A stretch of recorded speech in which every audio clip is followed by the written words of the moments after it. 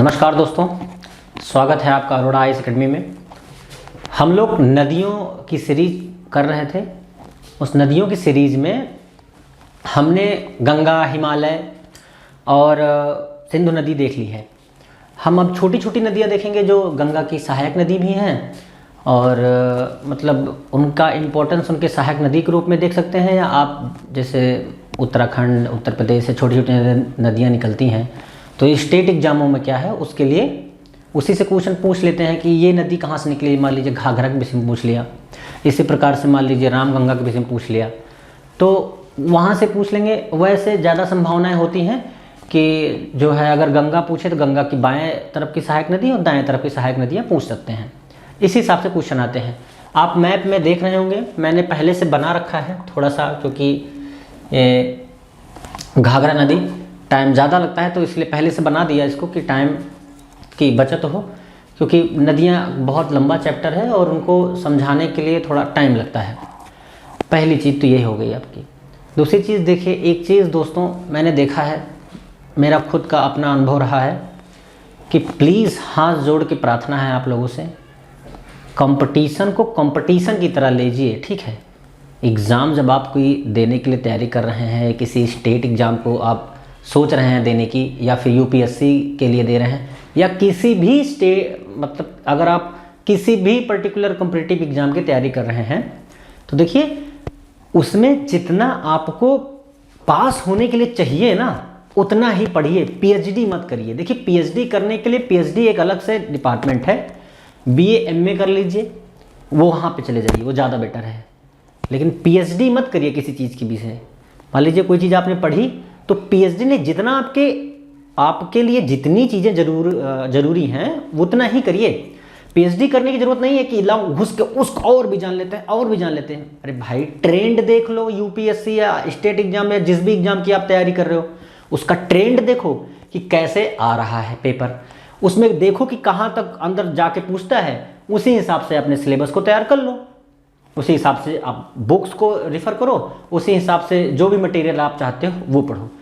तो जैसे मैं भी यहाँ मैं बता रहा हूँ तो मुझे पता है घाघरा नदी का इंपॉर्टेंस क्या। मैंने इसके पहले भी जस्ट स्टार्ट में ही बता दिया कि घाघरा नदी ज़्यादा से ज़्यादा स्टेट एग्जाम पूछ ले कहाँ से निकलती है, और यूपीएससी के एग्जाम में बहुत ज़्यादा आएगा तो पूछेगा कि इसकी सहायक गंगा की सहायक नदियाँ कौन है, या घाघरा कहाँ से निकलती है उसका स्थान पूछ लेगा, बहुत ज़्यादा पूछेगा।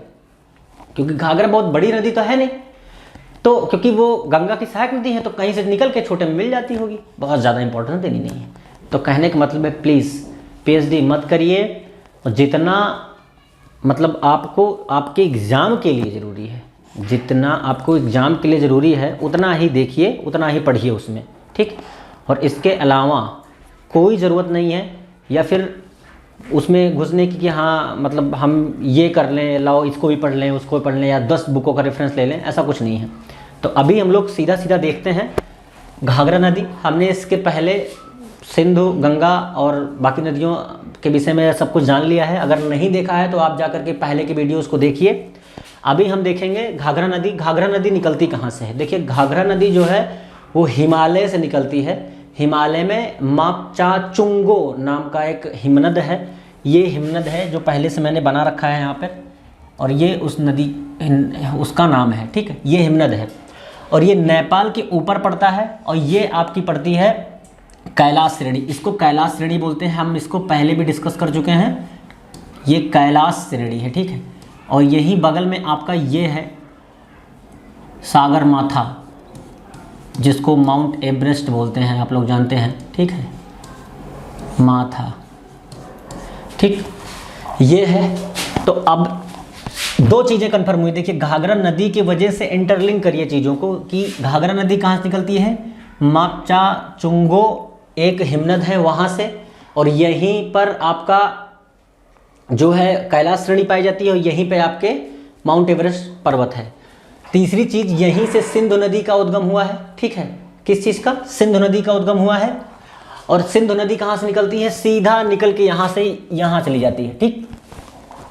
तो ये इंटरलिंक है। अब आपने घाघरा नदी पढ़ी तो उससे 3-4 फैक्ट आपके और क्लियर हो गए।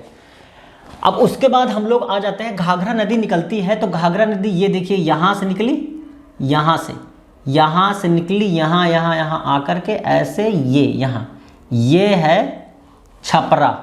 क्या है? छपरा। ये है छपरा। छपरा। छपरा कहाँ है? बिहार। ये याद रखिए, कहाँ है? बिहार। जो बिहार पीसीएस वाले हैं वो देख रहे होंगे तो उनको पता है, छपरा बिहार में है। वहाँ पर ये गंगा से मिल जाती है। कहाँ पे? छपरा बिहार में गंगा से मिल जाती है। और ये आपको देख ही सकते हैं कि ये यूपी है, ये बिहार है यहाँ पे, और ये आपका नेपाल है। क्या है? नेपाल है। ठीक है, ठीक। एक चीज़ और, अगर हम फैक्ट की बात करें तो इसमें काली नदी या काली गंगा भी इसमें आकर के ऊपर से मिल जाती है, यहीं से नीचे से। छोटी नदी होती है, यहीं से मिल जाती है, क्योंकि क्या है, अब इतनी बड़ी नदी तो है नहीं, अब यहीं से निकली और यहाँ पर आकर मिल गई। तो कुल मिलाकर घाघरा नदी के विषय में इतना ही है, इतना ही हमें जानना है। ठीक, इससे ज़्यादा कुछ जानने की ज़रूरत नहीं है। ठीक, अब हम घाघरा के विषय में बात कर रहे हैं। अब अगर हम बात करें काली नदी के विषय में, तो काली नदी जो है उसको हम शारदा नदी भी बोलते हैं, जो कि आके मिल जाती है यहाँ पे। कहाँ पे? पटना के पहले, मतलब छपरा और पटना के ऊपर थोड़ा मिल जाती है। किससे? घाघरा नदी से। तो ये समझ में आ गया होगा।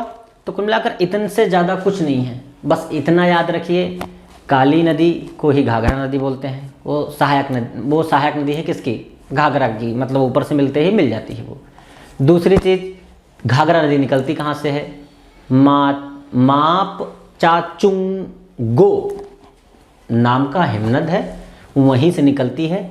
यहाँ पे कैलाश श्रेणी है, यहीं पे सागर माथा या फिर माउंट एवरेस्ट पर्वत, जिसकी ऊंचाई 8848.56, ये अभी का लेटेस्ट है, वो है। तो बस इतना ही है। अब हम लोग आते हैं दूसरी नदी पे। दूसरी नदी क्या है? उसी में सहायक नदियां हैं। हम रामगंगा की बात कर रहे हैं। किसकी बात कर रहे हैं? रामगंगा की बात कर रहे हैं। किस नदी की बात कर रहे हैं? रामगंगा की बात कर रहे हैं। तो रामगंगा नदी कहाँ से निकलती है? अब आप लोग ये देख लीजिए, गौरी सन गढ़वाल कहाँ से निकलती है? गौरी सन गढ़वाल से निकलती है। ठीक, तो आप पहली बात ये देख लीजिए, गढ़वाल पड़ता कहाँ है? हम बात कर रहे हैं रामगंगा। किसकी बात कर रहे हैं? हम बात कर रहे हैं रामगंगा। यहाँ पे लिख दे रहे हैं किसकी?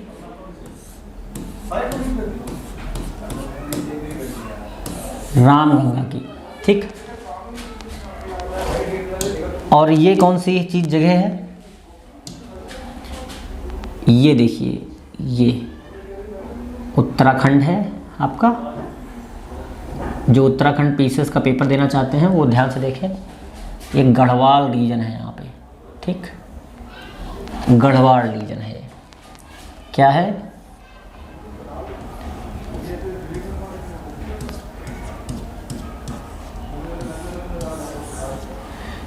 ठीक, गढ़वाल रीजन है। गढ़वाल रीजन मतलब कि अब आप ये सोच सकते हैं कि अब इसमें उत्तराखंड बहुत बड़ा तो है नहीं। ठीक, यहाँ पे हर जगह पर आपको पर्वत पठार ही मिलेंगे। तो हम बस इतना जानना चाहते हैं कि यहीं कहीं से निकल के और यहाँ पे उत्तर प्रदेश में वो एंटर करती है। ठीक है, और ये दूसरी चीज़ ये कि जब ये वहाँ से निकलती है, मतलब कि उत्तराखंड से जब निकलेगी ये नदी, रामगंगा नदी, तो ये आपको कन्नौज पता होगा। कन्नौज, ठीक, कहाँ पे? कन्नौज। ये कन्नौज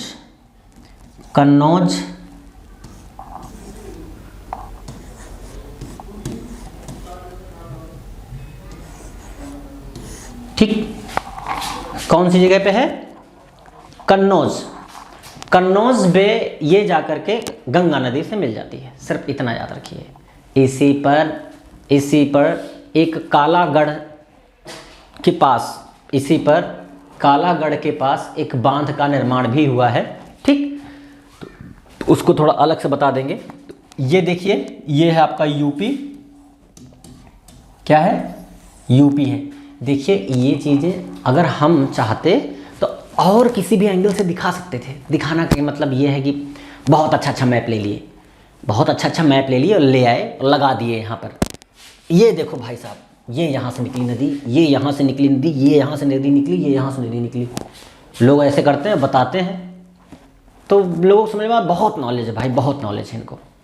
लोगों को ये समझ में आता है बहुत नॉलेज है, और बिल्कुल ये चीज़ तो हमें देखनी चाहिए। अच्छा, लोगों को देखिए, जिनको पढ़ना होता है उनको लोगों से मतलब नहीं होता, ठीक।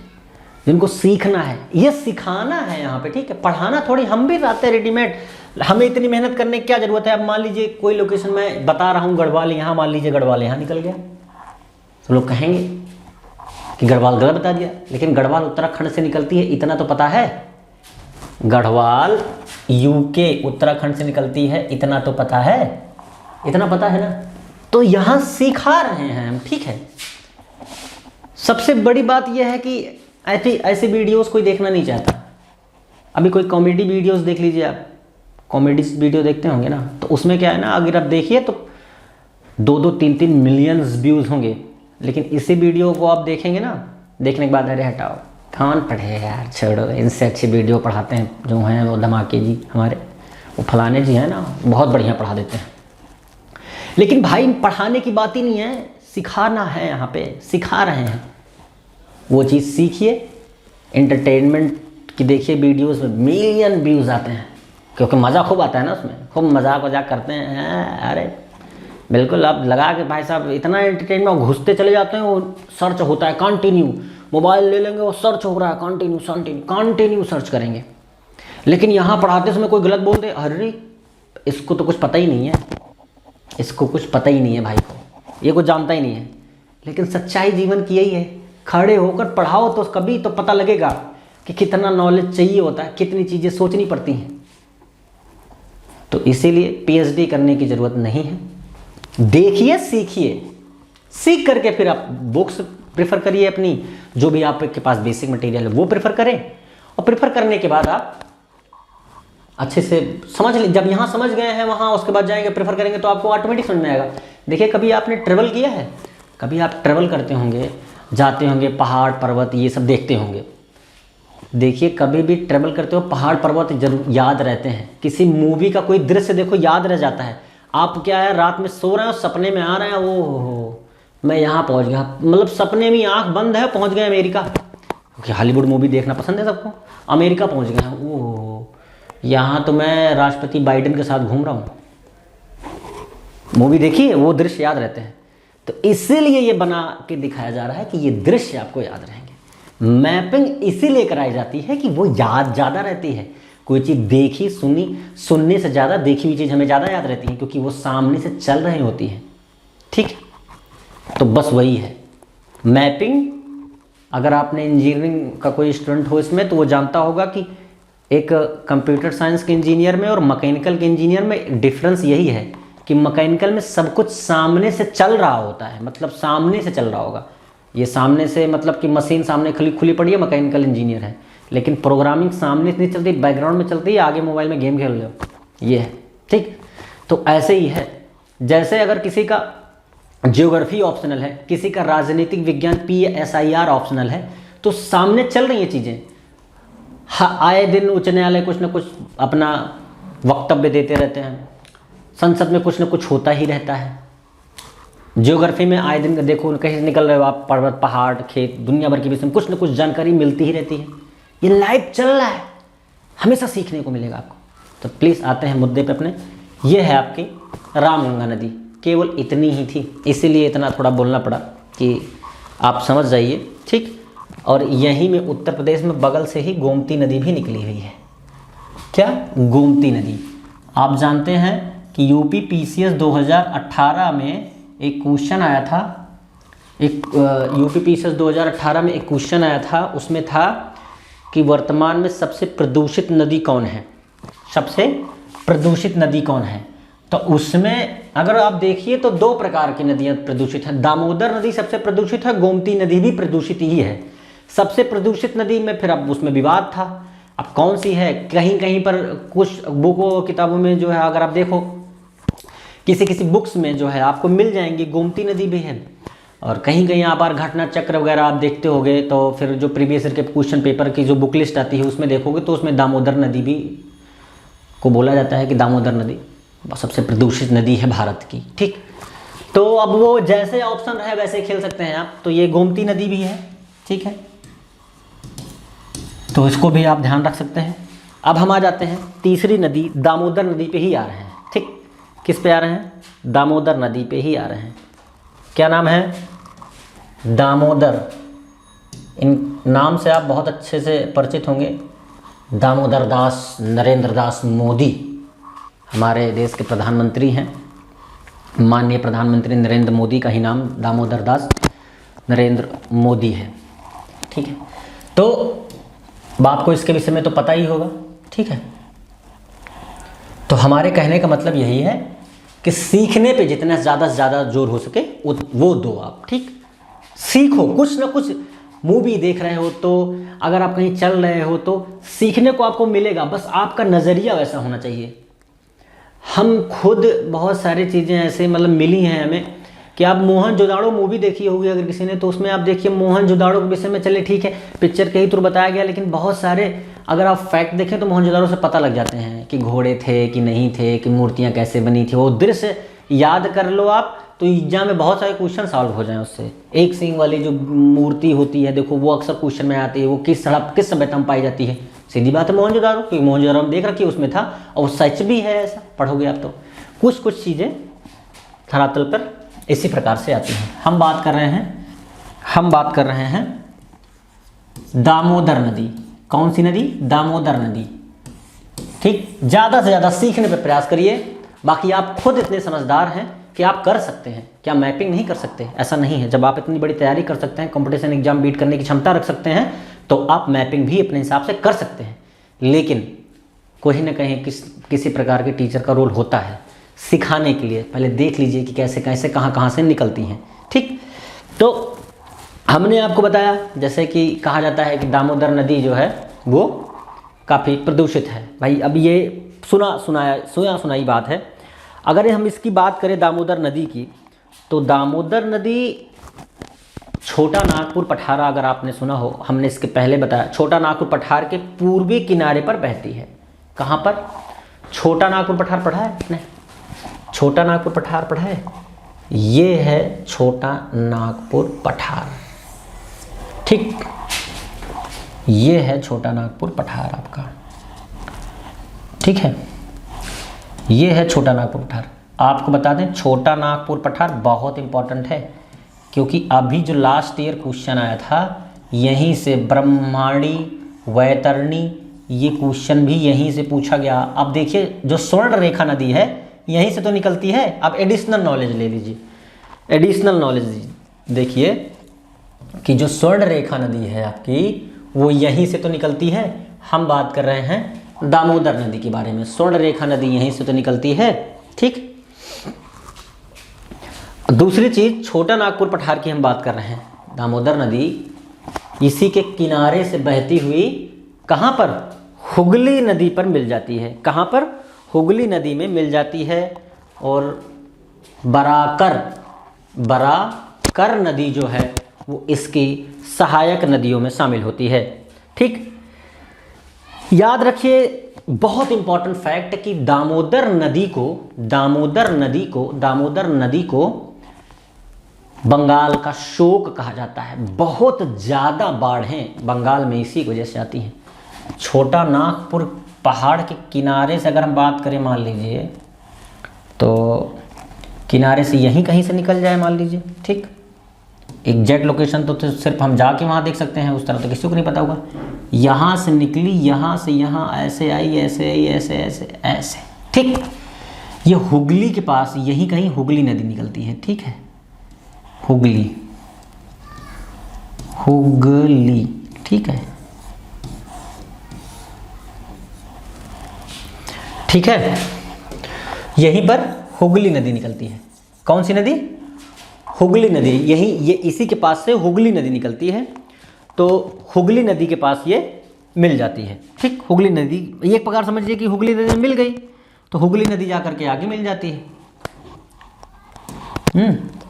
कहाँ पे? हुगली नदी। ठीक, ये याद रखिए।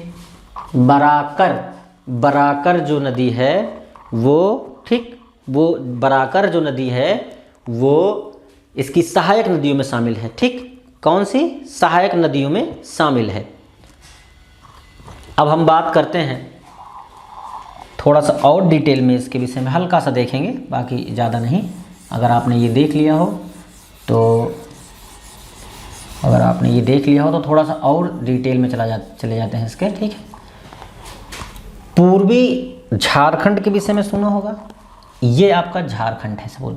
ठीक, और मान लीजिए किसी को कन्फ्यूजन हो रहा हो, ना समझ पा रहा हो कि नदी का उद्गम किनारे से तो बोल दिया छोटा नागपुर पठार के, तो छोटा नागपुर पठार छोटा सा तो है नहीं, तो बड़ा सा है, तो उसके लिए ये भी देख लेते हैं कि वो कहाँ से निकल सकती है। ठीक, पूरे झारखंड को दो पार्ट में बांट दिया। इस साइड का पार्ट क्या कहलाया? पश्चिम। क्या कहलाया? पश्चिम। ठीक, इस साइड का पार्ट क्या कहलाया? पश्चिम। और इस साइड का पार्ट क्या कहलाएगा? इस साइड का पार्ट क्या कहलाएगा?